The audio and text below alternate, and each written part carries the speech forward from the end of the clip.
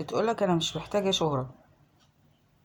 لا هجاصة، كل اللي انتي بتعمليه ده وعملتيه عشان الشهرة، عشان تشتهري. ما تكدبيش.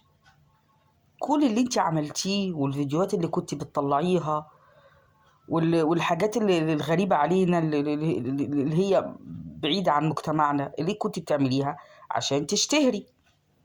ما يشغلناش وما يهمناش. تشتهري تتغمري ما يهمنيش.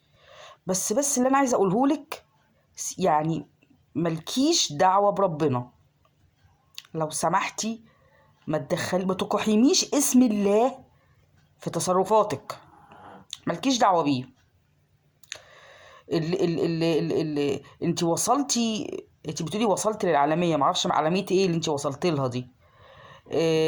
كم حماده دي على يعني ما توصلي بحيره ولا شرقيه ولا تبقي عالميه، يعني مش فاهمه. ممكن يكون برضو انت تقصدي ان انت عشان تبقي معروفه في جمهوريه مصر تبقي انت بقى ايه، وصلتي للعالميه. ما اعرفش انا عالميه ايه من انهي وجهه نظر يعني.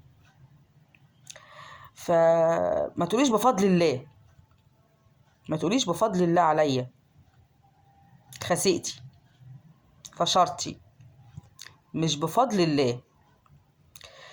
اللي انتي وصلتي له ده بفضل شيطانك. اللي انتي وصلتي له ده بفضل الحاجات القذرة اللي كنت بتعمليها.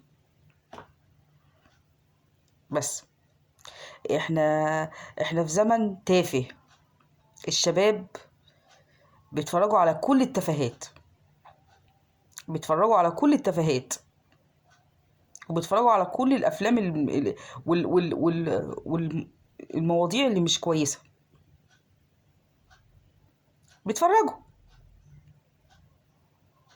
فانتي اشتهرتي، عرفتي ايه اللي بيخلي الفيديوهات بتاعتك والريتش بتاعك يعلى، هتعمليه فعملتيه فاشتهرتي.